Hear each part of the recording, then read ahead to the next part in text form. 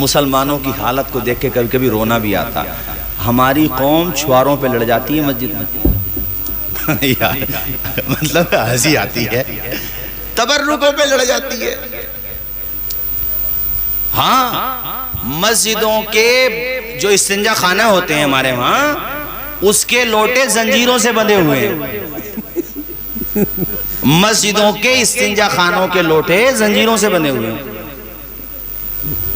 اس کا مطلب کیا ہے کہ اس قوم نے ان لوٹوں کو بھی نہیں چھوڑا. تو متولی صاحب نے, کمیٹی والوں نے, بیچاروں نے کیا کیا, بھیا زنجیر سے باندھ دو, روز روز کون لاتا پھرے گا اسے. میرے ساتھیو دیکھو, آپ کسی کے ساڑو بنے, کوئی آپ کا بھی ساڑو بنے گا. آپ کے گھر میں کسی کی بیٹی آئے, آپ کی بیٹی بھی کسی کے گھر میں جائے گی. آنے والی دلہن کو جہیز کے تانے, مہمانداری میں کچھ کمی رہ گئی اس کے تانے, کسی چیز کی ریت رواج کے تانے. خدا کے لیے ان چیزوں کو ختم کرو یار, غلط بات ہے.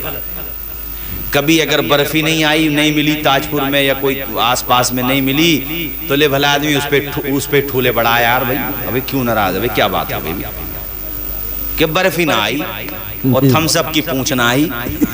ابے بھائی ایک بات بتا دوں, ایک سچی بات تمہیں میں, ارے بولو بتا دوں. جی جی. پرسوں اخبار میں آیا ہے کہ لڑکی والے اتنے پریشان تھے اپنے داماد سے کہ انہوں نے حد کر دی تھی. فیس بک پہ بھی کافی چلی وہ خبر, اخبار میں چھپی. تو بھائی صاحب انہوں نے یہ سوچا کہ بھئی جب اب بنی نہیں رہی بات کہیں سے کہیں تک, تو چارپائی سے باندھ کر کے ایسی خاطر تواضع کی اس کی, اتنا مارا اسے, تب یہ صحیح کر دی اس کی. اخبار میں چھپا, امر اجالا اخبار میں. جب وہ مان ہی نہیں رہا تھا کہیں سے کہیں تک, تو بولے بھئی ہماری لڑکی کا گھر تو بگڑ ہی رہا, مگر ہڈی تیری بھی توڑ دیں گے. لیکن میں یہ بھی کہوں گا کہ داماد وہ بیٹا ہوتا ہے. بے شک. بولو زور سے. سبحان. گھر والوں کو چاہیے کہ وہ سارے داماد کو ایک نگاہ سے دیکھیں. بولو زور سے.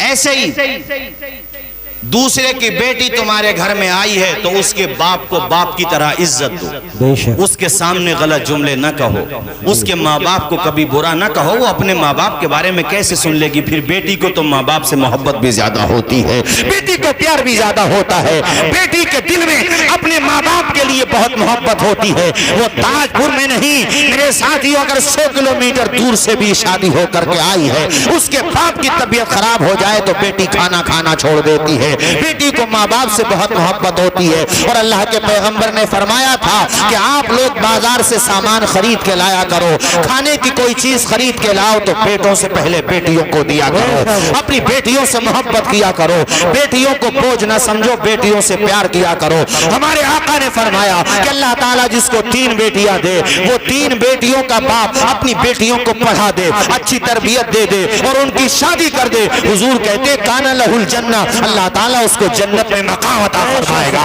ایک صحابی عرض کرتے یا رسول اللہ, اگر کسی کے پاس 2 بیٹیاں ہوں تو حضور نے فرمایا ہاں اسے بھی اللہ تعالیٰ جنت میں مقام عطا فرمائے گا. اے لوگوں, ایک بیٹی کے بارے میں بھی اللہ کے کرم سے امید ہے کہ وہ ہمیں عزتوں کا مقام عطا فرمائے گا.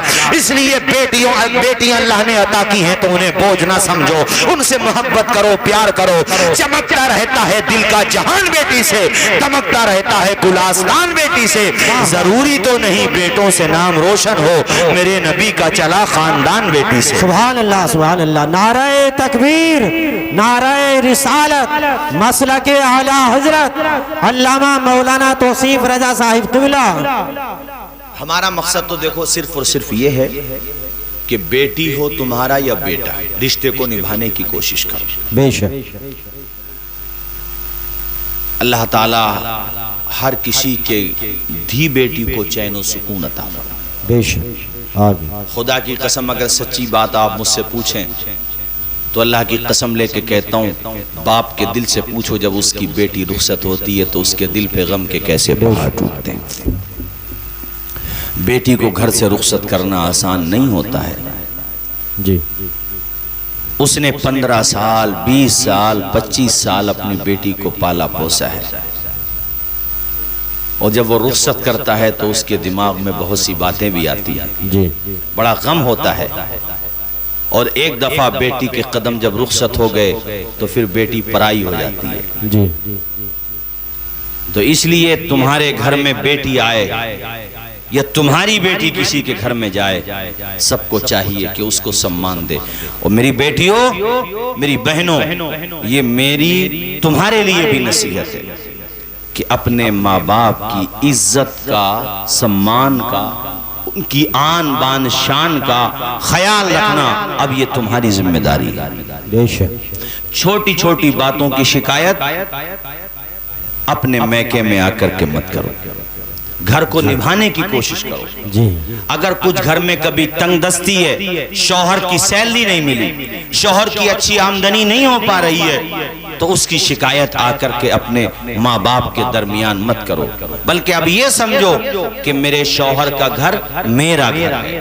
بولو، زور سے بولو ذرا، میرے شوہر کا گھر میرا گھر ہے۔